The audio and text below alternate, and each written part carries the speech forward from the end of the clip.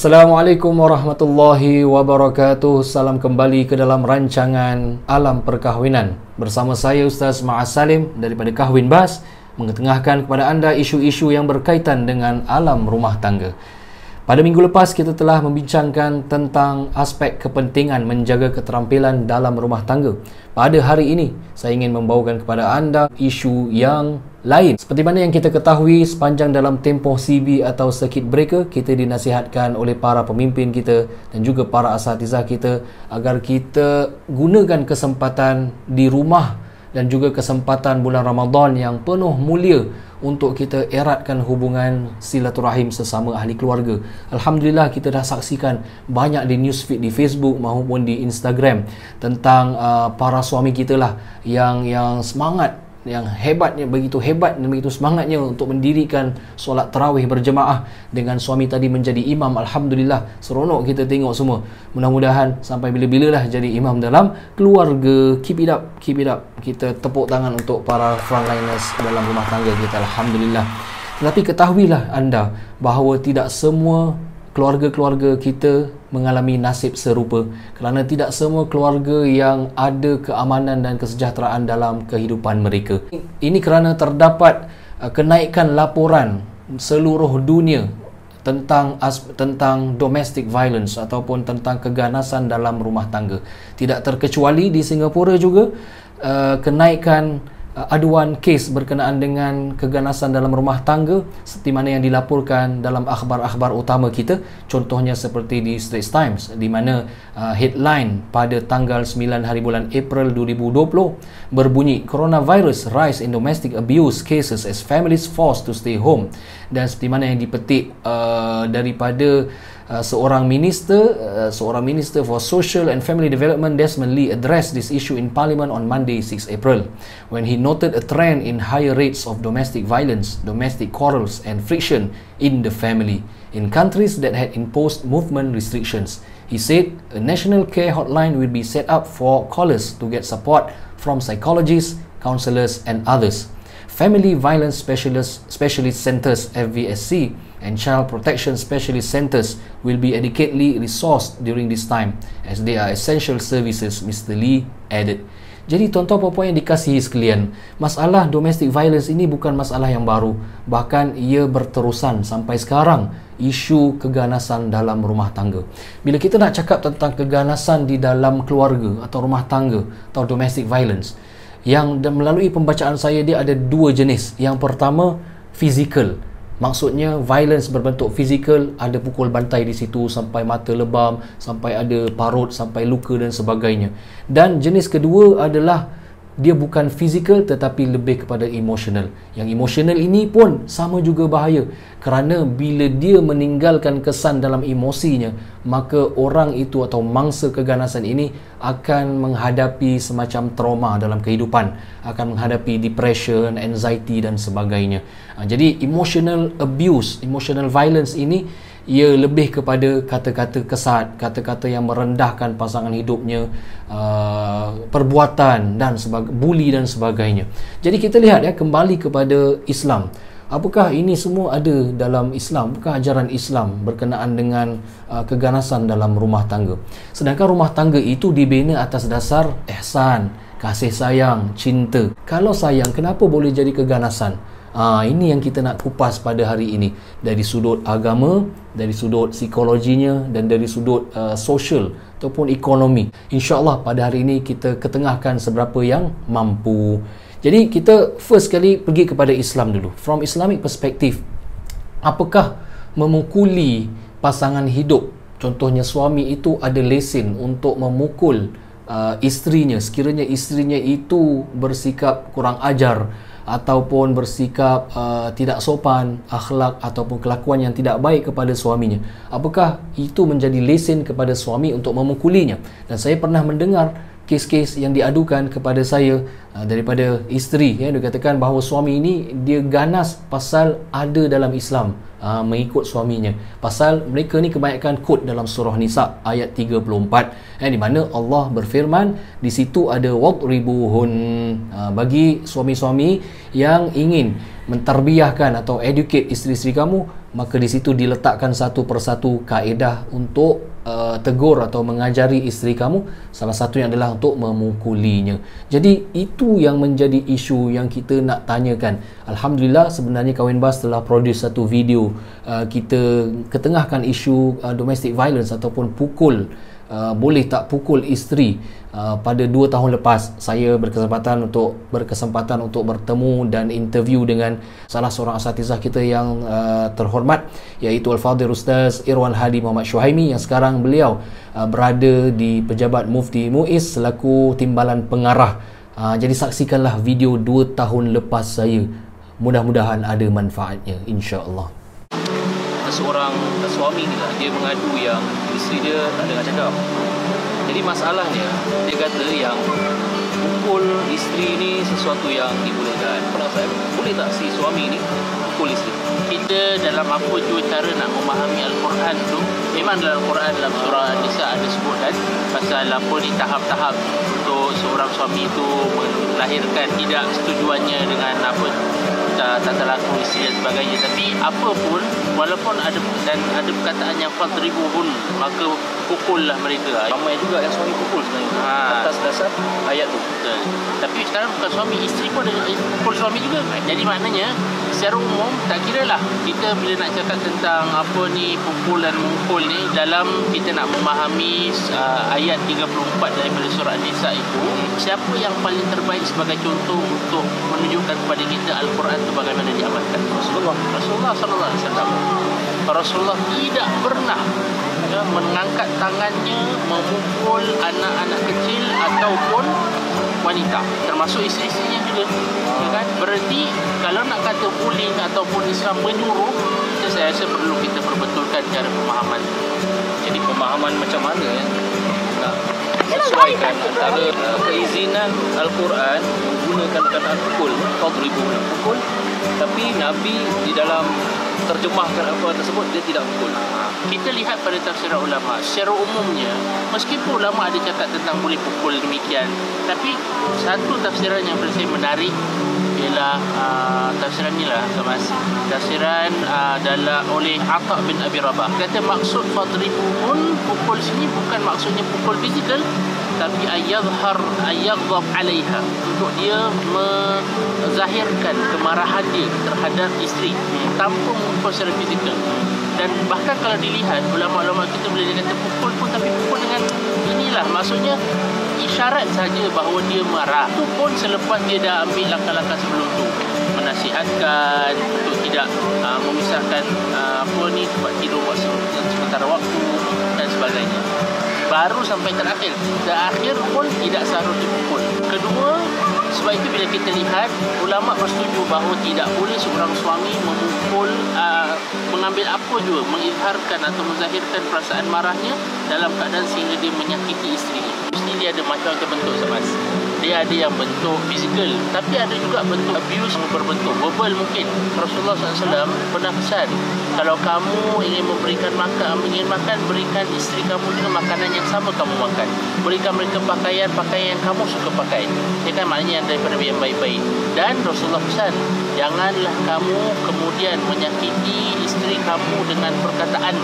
Maknanya jangan menghina, jangan mengkerdik, kesan penderaan. Tidak kira lah dari sudut, kalau yang fizikal memang boleh nampak fizikal pada tubuh badannya, tapi dia akan ada kesan pada emosi, trauma, isteri takut, isteri menjadi murung, depres, sedih, dia kan tak tahu apa nak buat dalam kehidupan. Itu satu. Lebih teruk lagi sebenarnya kesannya adalah kepada anak-anak. Bapak-bapak, saya nak pesan, bila bapak-bapak memukul, mendera pasangan kita, tak kira lah bapak ke mak ke, anak-anak akan melihat. Dan anak-anak bila melihat demikian, sama ada mereka terkesan sendiri merasa sedih dan murung, atau mereka melihat itu sebagai contoh. Bila dia besar, dia pula nanti mendera isteri ataupun suami. Okey, jadi Ustaz, kalau lah mangsa keganasan ni tak nak report kat siapa-siapa, atas dasar kalau aku bilang orang buka aib rumah tangga, macam mana, apa tindakan isteri yang kena mangsa? Bila sesiapa sahaja merupakan mangsa penderaan, Ustaz Mas, siapa sahaja, tak kira lah isteri ataupun suami, pertama, kita tidak ada ertinya dalam kita ini terus nak kata taat kepada pendera. Sebab pada hakikatnya yang mendera itu sedang menzalimi, dan kita tidak diajar, bahkan agama mengajar kita bahawa bila ada yang membahayakan diri, kita perlu menghindari bahaya tersebut. Jadi pertama, kita perlu mendapatkan sokongan untuk membantu kita. Dapatkan bantuan, tidak kiralah kalau perlu untuk melaporkannya kepada polis, laporkan kepada polis. Kalau perlu dapatkan perlindungan dari sudut undang-undang dan sebagainya, silakan lakukan. Sebab sekiranya orang atau mangsa itu terus diam, dia pada hakikatnya satu, terus-terus membinasakan dirinya, tapi juga merosakkan juga keluarga, anak-anak yang berada bersama dia. Jadi itu bukan makna isteri dah berlaku nusyus atau satu kecurangan, nusyus, satu ketidaktaatan. Apabila seorang suami itu menyakiti isteri, bererti dia telah melakukan suatu maksiat kepada Allah. Dan apabila dia melakukan maksiat kepada Allah, maka dia ketika itu tidak lagi harus ditaati. Bahkan isteri dan keluarga, ini masalah juga. Bila ada sebagian keluarga yang kata, dahlah, orang ni janganlah cerai-berai. Tapi masalahnya, orang mangsanya yang tanggung mangsanya, yang tanggung anak-anaknya. Dan itu peranan keluarga juga. Bukan kata keluarga ni orang kata jadi batu ronsen tu, macam itu. Tak, tapi maksudnya mereka memberikan sokongan ajaran Tuhan.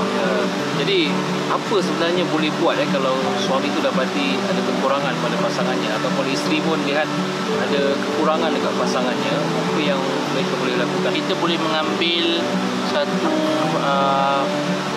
hikmah daripada ayat Al-Quran, di mana Allah Subhanahu Wa Taala berpesan secara umum, ya kan, apabila kita ini melihat suatu kekurangan pada pasangan kita dan pasangan kita juga melihat kekurangan pada diri kita, pertama sekali saya ingin berpesanlah, mengingatkan diri saya dan kita semua adalah lihat juga, jangan lupa juga kelebihan yang ada pada mereka.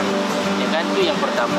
Jangan lupa, ya mungkin pada hari ini perangainya tengah buruk sikit ke, tak berapa apa orang kata tu sedap dipandang, sedap didengar, tapi cuba ingat pada ketika itu apa yang sebelum itu sedap dipandang, sedap didengar.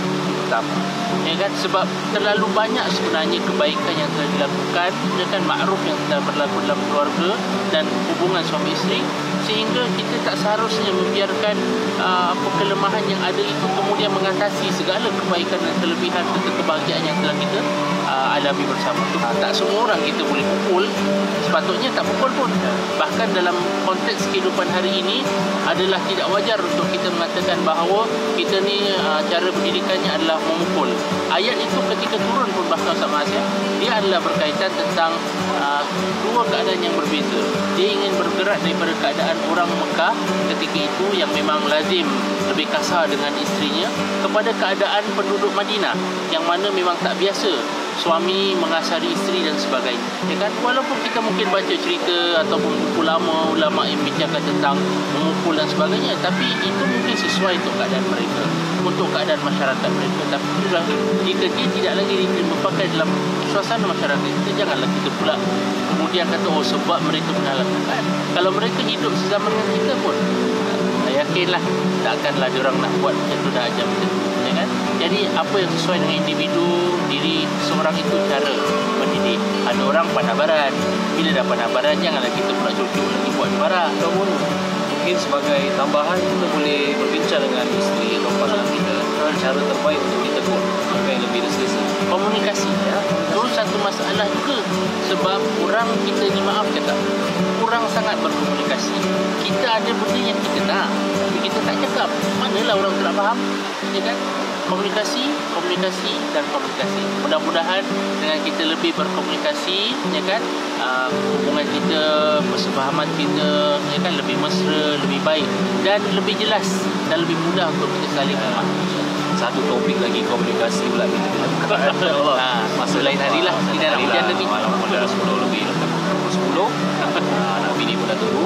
InsyaAllah saya tak boleh menyakiti dia orang. Betul, semuanya ada hak. Kita ucapkan terima kasih kepada Ustaz Irwan. Terima kasih sama-sama. Sama-sama.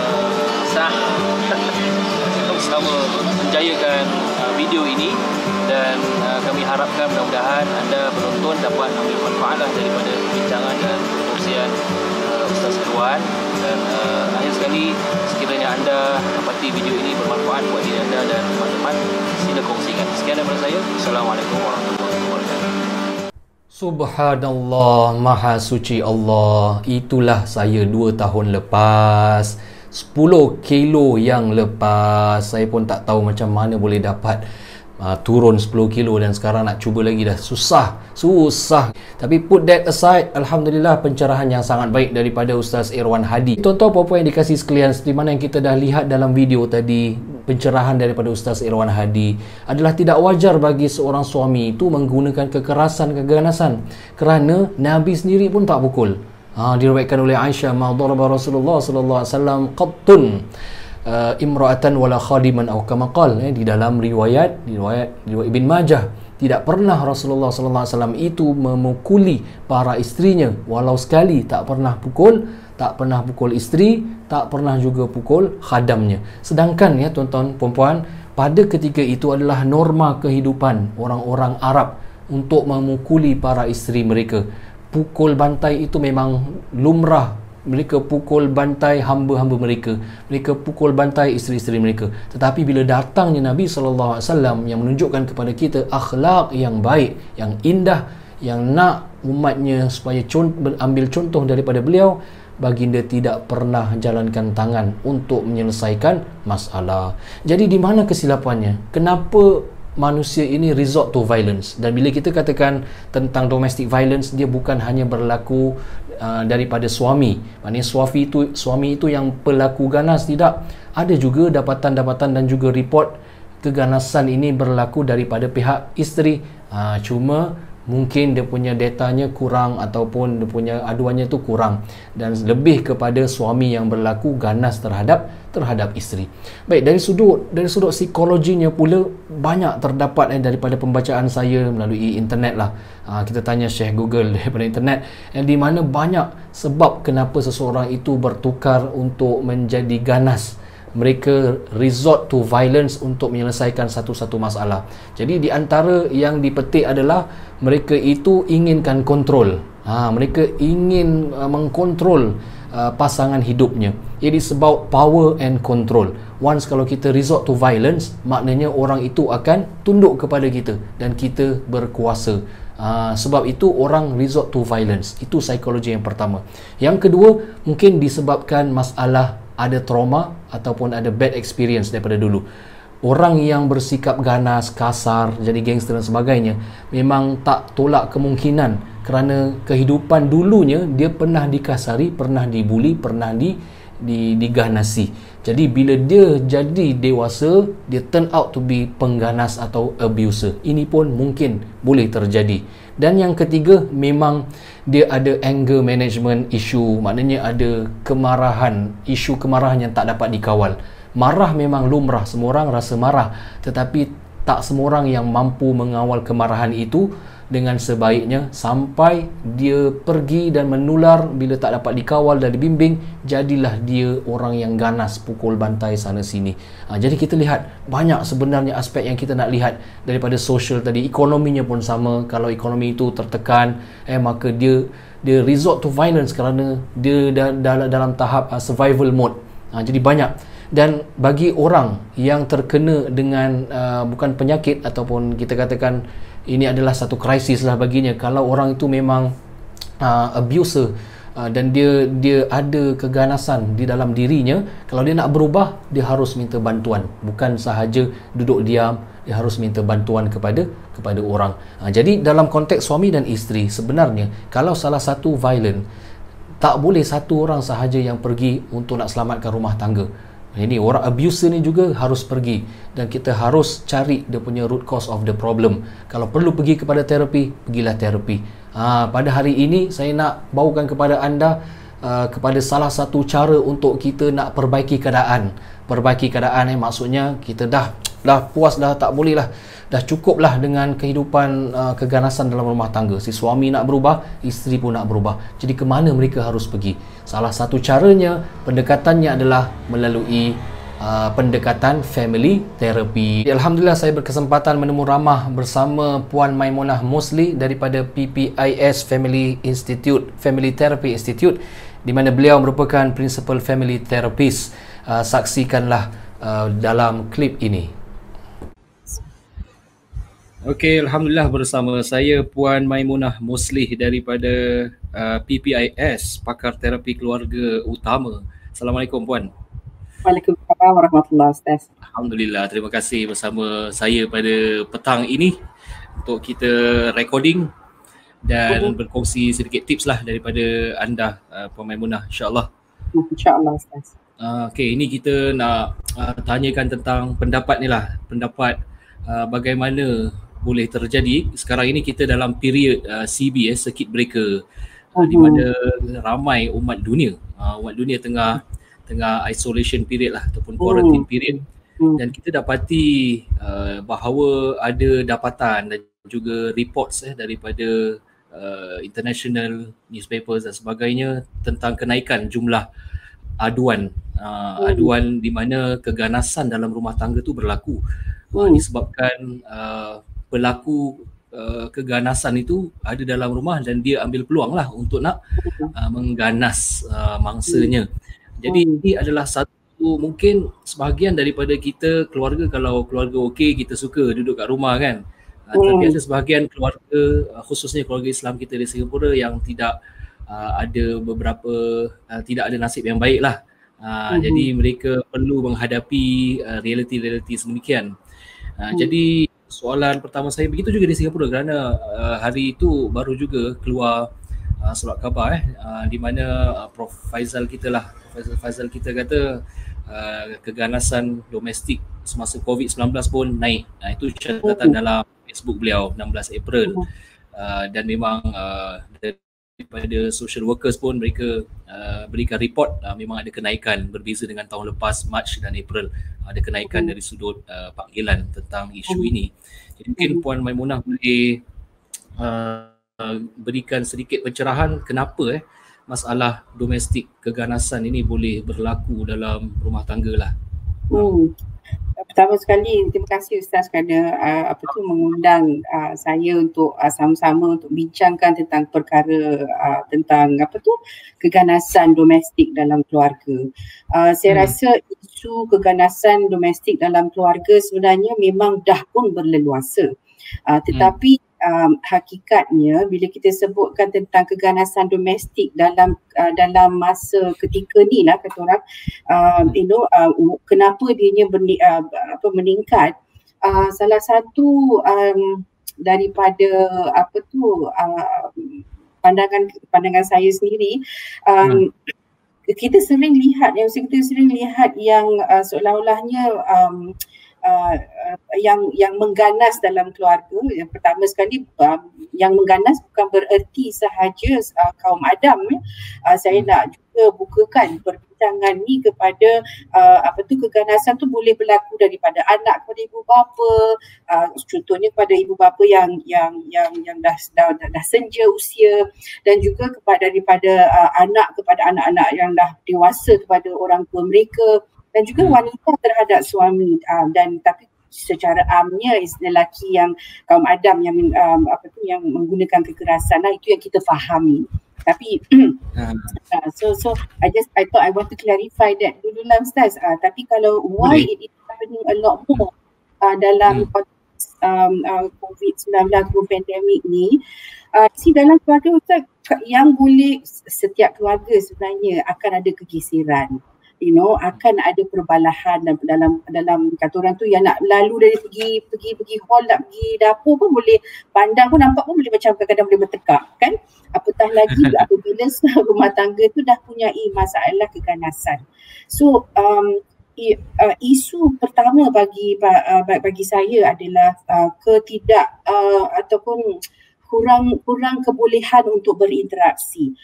Jadi kalau kita tak tahu nak berinteraksi, kita akan gunakan tingkah ataupun cara kita berinteraksi dengan cara yang lain lah, dengan jelingan, dengan suara yang tinggi dan sebagainya. Jadi dengan keadaan yang sekarang yang mana mereka terpaksa berada dalam satu rumah contohnya, tak boleh nak keluar lagi, tak boleh nak lari ke mana ke sini.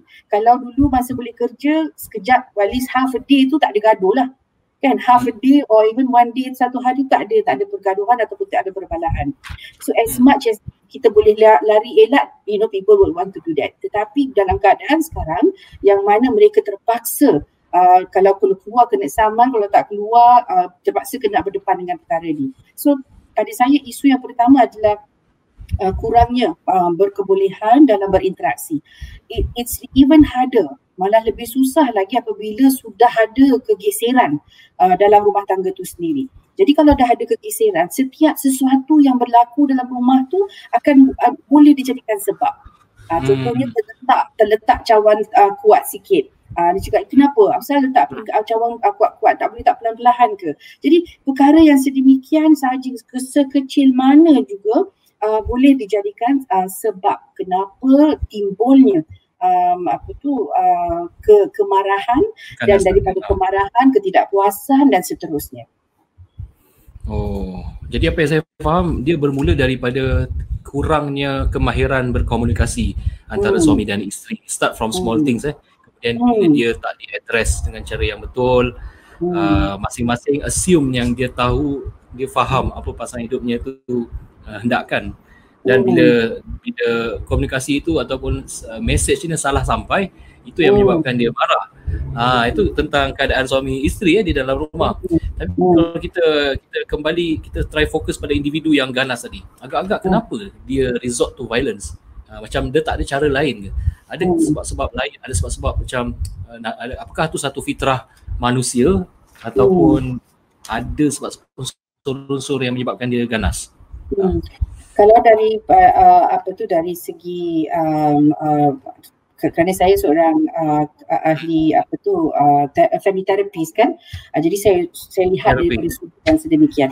Ya, kalau saya lihat dari sudut keluarga, mereka yang menggunakan ataupun resort to violence, satunya sukar untuk menangani diri mereka sendiri ataupun tidak pun mengenali apa yang mereka inginkan. So apa yang itu satu. Keduanya, kalau go back to family of origin pun contohnya, besar kemungkinan cara mereka didedahkan dalam mereka mengendalikan perbincangan ataupun mengendalikan konflik kalau mereka telah pun didedahkan dalam keadaan yang mana konflik dalam keluarga mereka tu sendiri tu lebih tinggi dan pergaduhan adalah sesuatu perkara yang biasa.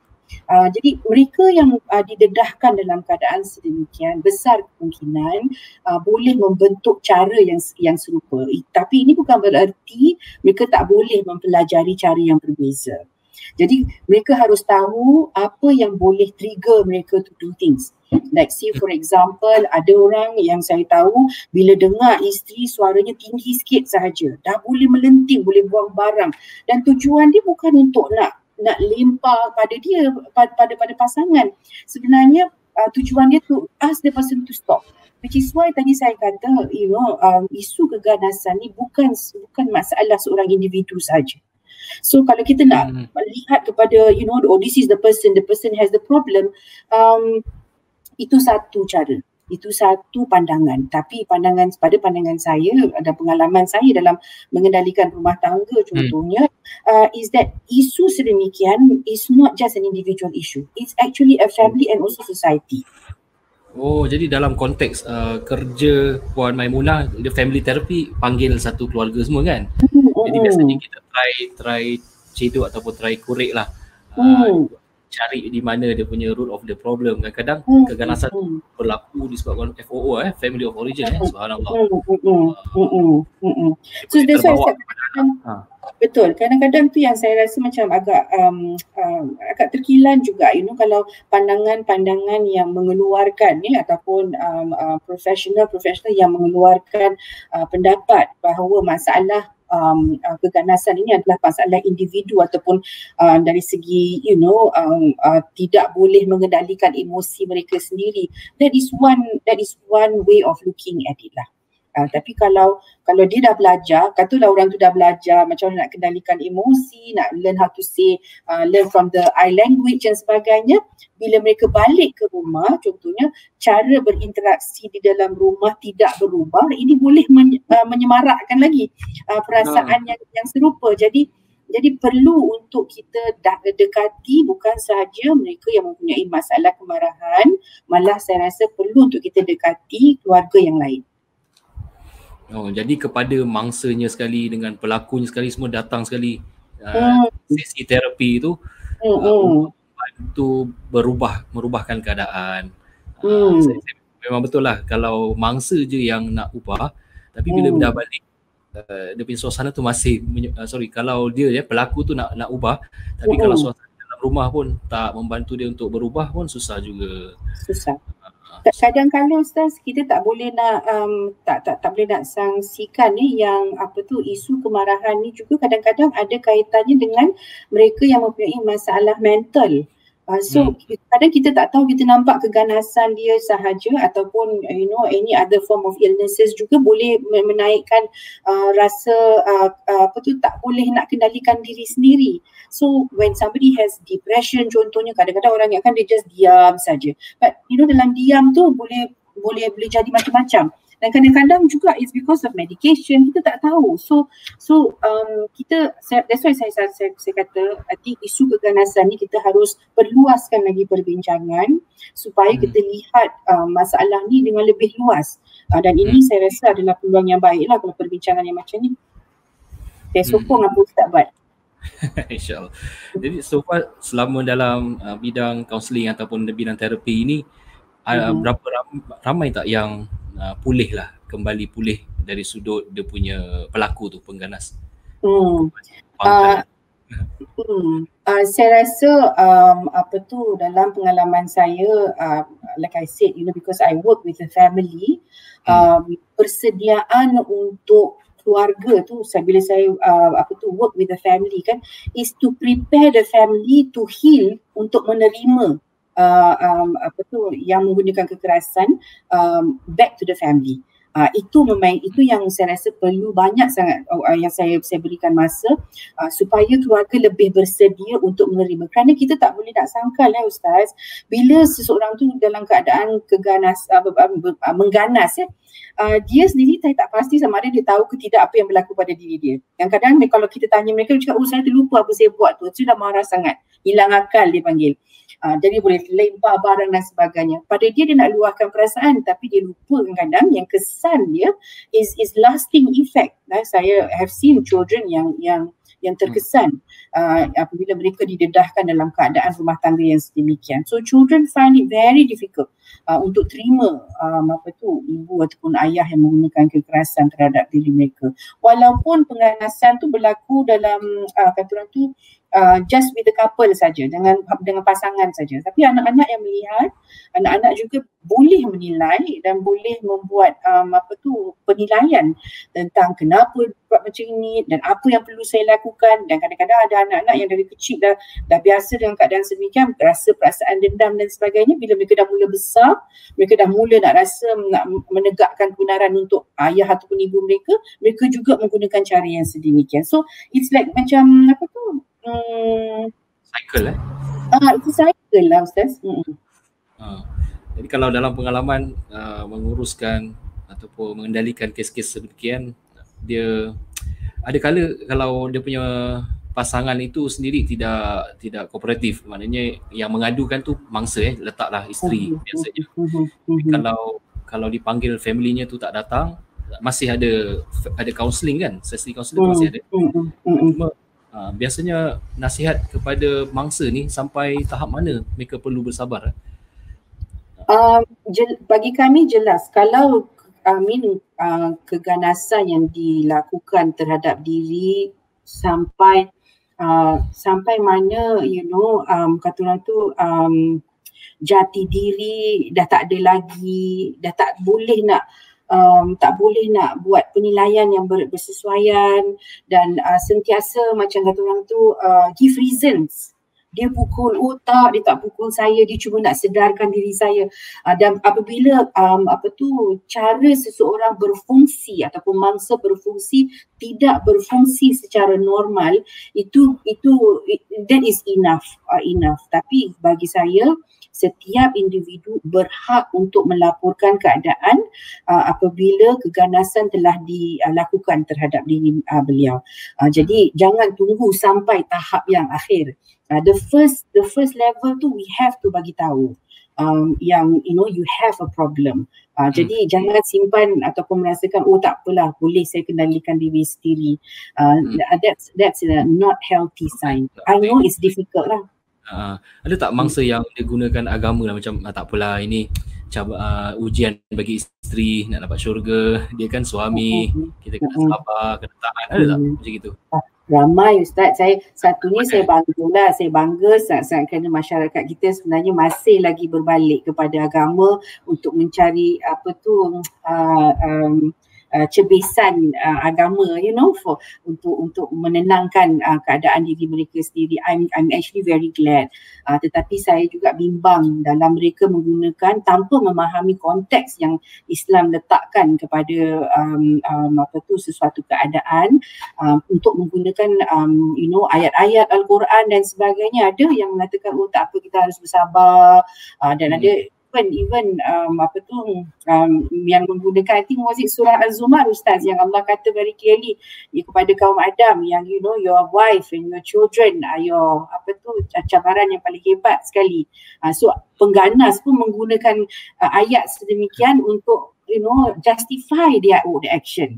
Jadi dengan isteri diorang bagi tahu this is what Allah said, you have to listen because you all are difficult, I have to ajar you macam ni. So ramai ada yang ni. So that's why saya rasa perbincangan yang sebegini bersama dengan para asatiza adalah penting untuk kita adakan supaya konteks sosial tu kita boleh bincangkan ataupun kita masukkan dalam kita berbincang tentang soal agama. Kerana dia berkait rapat dengan soal agama. Tindakan, tingkah laku seseorang tu kadang-kadang mereka rasa itu adalah daripada agama, tetapi dia dah keluar dari, ada yang dah keluar daripada landasan agama, kerana Nabi pun tak pernah pukul isteri dia. Masya-Allah. Kalau kalau follow up dia, kalau misalnya kita nak berikan nasihat kepada mangsa-mangsa lah di luar sana, kalau misalnya mereka sedang saksikan ini, apa yang mereka boleh lakukan kalau mereka tak call polis lah, at least what kind of support system dia ada kalau tak boleh pergi terapi kan untuk sekarang ni lah. Pertama sekali Ustaz, I want to jump very quickly, takut nanti saya terlupa, because boleh. Sebenarnya pihak kerajaan, ministry have actually letakkan bentuk bantuan yang berbagai. Masya-Allah, I'm very very happy dan bersyukur sangat dengan kerjasama yang diberikan oleh kementerian-kementerian yang tertentu. So satunya MSF contohnya adakan hotline. Ya, ada hotline lain, kalau nak internet pun ada, for them to do that. So untuk report the matter kalau mereka yang tak pernah ada report. Seringkali kalau mereka telah pun ada kerjasama dengan contohnya pekerja sosial daripada FSC, Family Service Center, sebenarnya mereka boleh bagi tahu dengan FSC worker mereka ataupun social worker mereka yang keadaan mereka adalah sedemikian. Ramai ataupun kebanyakan daripada servis-servis yang ada, kalau dulunya hanya face to face kan, sekarang ni memang dah diberikan kelonggaran untuk kita gunakan teknologi seperti Zoom dan sebagainya untuk kita bincangkan tentang perkara itu. Di pihak FTI juga kita juga adakan, our lines are still working. So bagi mereka yang perlukan bantuan untuk mendapatkan khidmat yang tertentu, they can actually call us at 6745-0613. That's our hotline, and our line is still open Monday to Friday. Daripada jam 8.30 sampai pukul 6. It's still open, walaupun kita beroperasi dari rumah. So we will still be able to pick up your phone call ataupun email dan melalui Facebook. Semuanya, so kita telah hadirkan diri kita untuk platform sosial media kan, jadi sesiapa yang perlu mendapatkan bantuan tidak, they're not stop from doing that lah. Boleh sekurang-kurangnya dapat sokongan moral lah bila dia dapat berbual dengan seseorang, dia luahkan sebahagian daripada masalahnya itu. Kadang masalah tu Ustaz is macam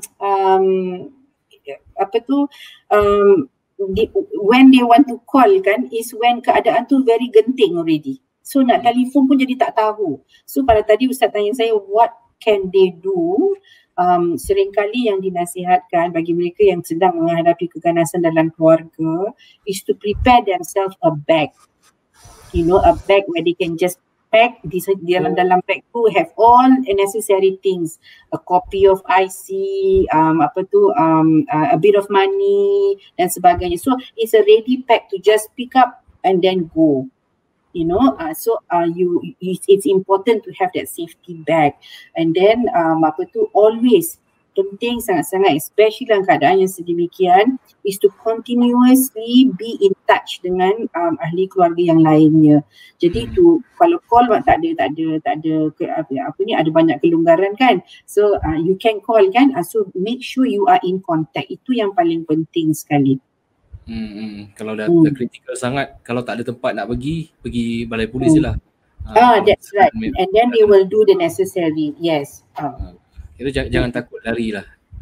Lari kepada keadaan yang lebih aman lah. Kalau bagi itu tadi nasihat kepada yang mangsa lah. Mungkin ada nasihat untuk orang yang menggunakan keganasan ni macam mana?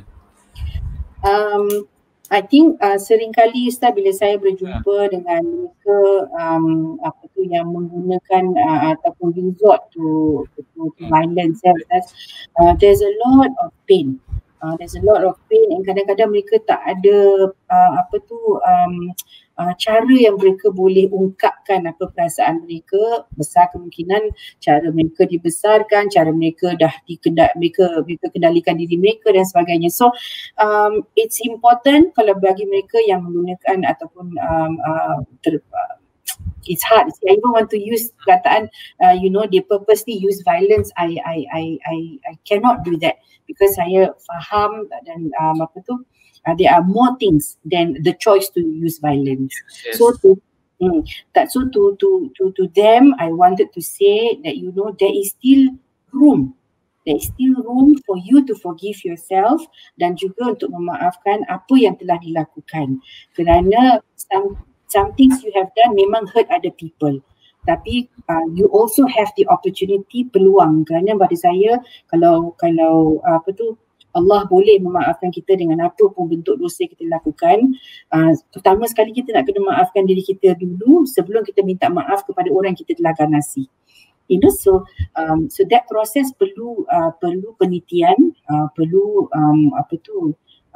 perbincangan yang terbuka bagi mereka dan ahli keluarga lah, insya-Allah. Okey, insya-Allah dah banyak kita dapat maklumat dan juga perkongsian daripada Puan Maimunah Musli. Kita ucapkan terima kasih lah. Dah lebih 20 minit ni. Kita terima kasih kepada apa.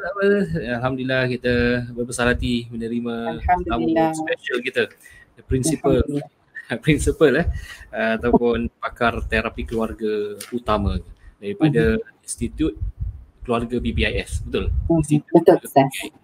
Alhamdulillah, mudah-mudahan kita bertemu lagi pada masa hadapan, insya-Allah. Terima kasih. Okey, kembali Ustaz. Assalamualaikum. Saya kira untuk mencari jalan penyelesaian bagi masalah keganasan dalam rumah tangga ini memerlukan beberapa pihak. Yang pertama, bagi pihak mangsa harus ada kesedaran dan harus membuat penilaian tentang berapa lama anda nak hadapi situasi ini. Kalau sekiranya ada perubahan-perubahan ataupun ada petunjuk-petunjuk positif yang terlahir, yang boleh kita lihat daripada pasangan hidup kita, dia ingin berubah dan ada usaha ke arah perubahan itu, seperti contohnya pergi ke terapis, pergi jumpa counselors, pergi jumpa terapis dan sebagainya, maka mudah-mudahan dipermudahkan urusannya. Akan tetapi kalau situasi semakin lama semakin buruk, maka Islam juga mengajar kita supaya tidak berada dalam situasi kezaliman dan tidak boleh menjerumuskan diri kita kepada kebinasaan. Dalam Al-Quran Allah sebut wala tulqu biaidikum ila tahlukah, jangan kalian jerumuskan diri kalian kepada kebinasaan. Maka sebagai mangsa, hendaklah anda kuatkan diri, laporkan kepada pihak berkuasa, polis, dan reach out to as many people as possible, your contact, your network, dapatkan bantuan dengan segera, kerana yang penting sekali adalah untuk menyelamatkan diri, nyawa kita dan ahli keluarga kita daripada kezaliman ini. Dan kepada pelaku keganasan juga harus sedar, kalau anda sayangkan rumah tangga anda, harus ada usaha untuk perubahan, ya, ada usaha untuk perubahan, ya, di mana kita lihat sendiri dalam rumah tangga, fikirkan kenapa kita bernikah in the first place. Kenapa kita bernikah? Pernikahan itu asalnya adalah untuk kita mendapat ketenangan dan kebahagiaan daripada pasangan hidup kita, dan pasangan hidup kita itu layak adalah menjadi hak dia untuk mendapatkan kebahagiaan daripada kita, daripada tutur bicara kita, daripada akhlak kita. Tetapi kalau keadaan sebaliknya, maka kita sendirilah yang merosakkan rumah tangga kita. Sebaik-baik contoh adalah contoh baginda Nabi SAW. Ikutlah sunnah-sunnah baginda di dalam rumah tangga. Saya doakan mudah-mudahan Allah Subhanahu Wa Taala pelihara rumah tangga kita semua. Semoga alam perkahwinan kita hingga ke jannah, amin ya rabbal alamin. Sekian daripada saya, yang baik datang daripada Allah, kekurangan datang daripada diri saya sendiri. Saya Ustaz Muhammad Maaz bin Salim daripada Kahwin Bas mengundur diri. Wassalamualaikum warahmatullahi wabarakatuh.